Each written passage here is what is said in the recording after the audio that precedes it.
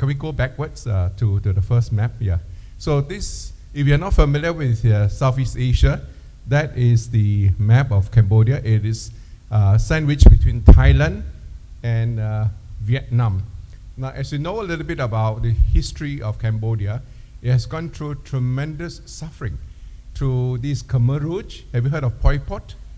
They have killed about 2 million Cambodians because of internal strife and power struggle.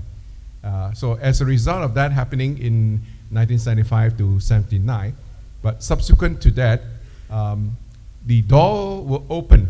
So for churches or Christians to go in to share the gospel. So our work started actually about 8 years ago. Next slide. Right. So we have this first church that we have established. It's called Phnom Penh Promise People Presbyterian Church. Next one is the Power of God Church. This is in the rural area in the province. Yes.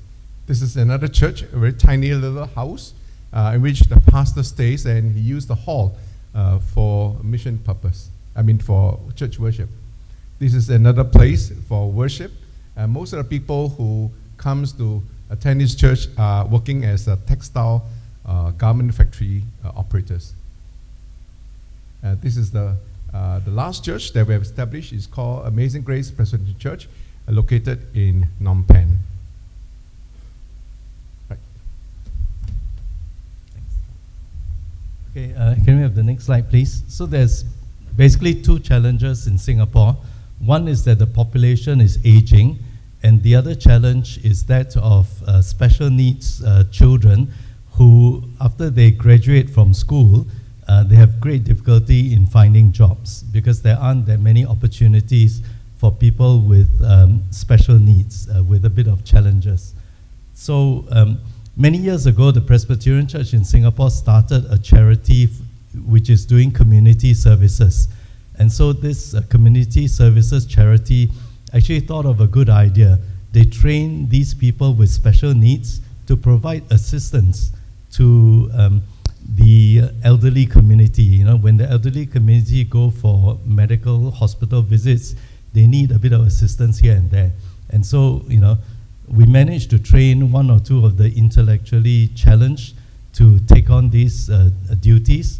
And then they actually developed one video where this chap initially was very quiet, but then he grew to love the elderly and is now doing excellent services to help the elderly. So in a sense, this solution solves two problems, right? In terms of finding a job to the intellectually challenged and also providing, increasing the pool of potential people who are giving services to the elderly. Thank you. That ends our presentation.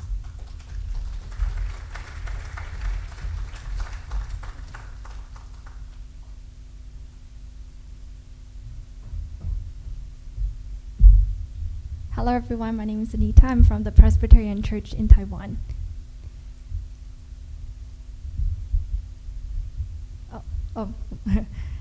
The Presbyterian Church in Taiwan started in 1865 with the current motive to inspire faith life and move towards a life-flourishing homeland. That's the translation. There are missionary challenges in Taiwan. First of all is earthquake and typhoon, in which Taiwan has the most frequent earthquakes in the world. And that with the PCT volunteers and pastors, we were able to dispatch resources and help to the affected regions. For example, one of our theological seminaries dedicated funds to fix the damages from the earthquakes. As well as typhoon and Orchid Island. There are many typhoons in Taiwan, and also help was given by PCT. It is a result from climate change. Secondly, Taiwan is in the face of and the center of a geopolitical struggle between Taiwan and China. And the PCT has long been an actor in being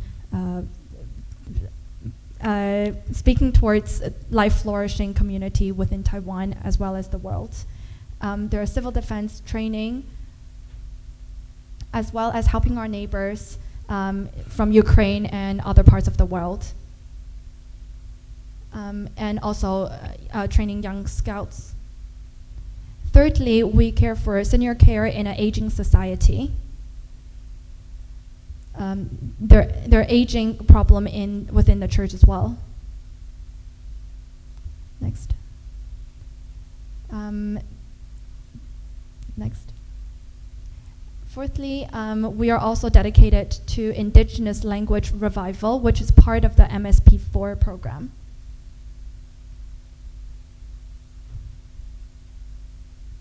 And mother tongue Bible translation, it's put into a lot of work in terms of discussion.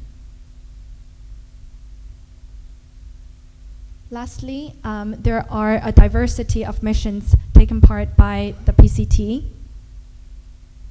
particularly in social justice. As a testament, we have many non-believing youths that were interested in Taiwan and interested in the role of PCT because of the protests and the social justice works that they're doing. And we aspire to be the sign of hope through love and suffering. Lastly, just a pitch. In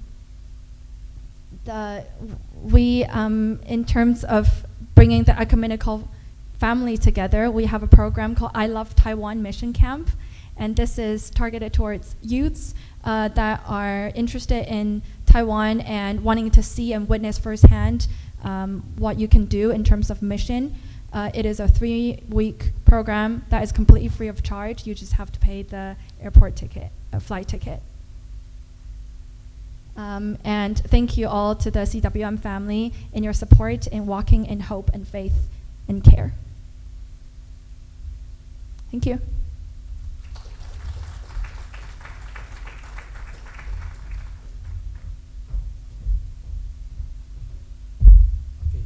This is just a minute of clarification. Just now when you see the GPM, the coffin project, this is in line with we are helping the engineers to protect their land right. The engineers people normally when there is a person pass away, they'll just carry the body and throw it into the jungle. And for that, they won't stay there anymore, they will just move away. So with the coffin project, we can help them to identify this is the land that they have been staying and this is their land right. On that basis. That's why we have that coffin project for the indigenous people.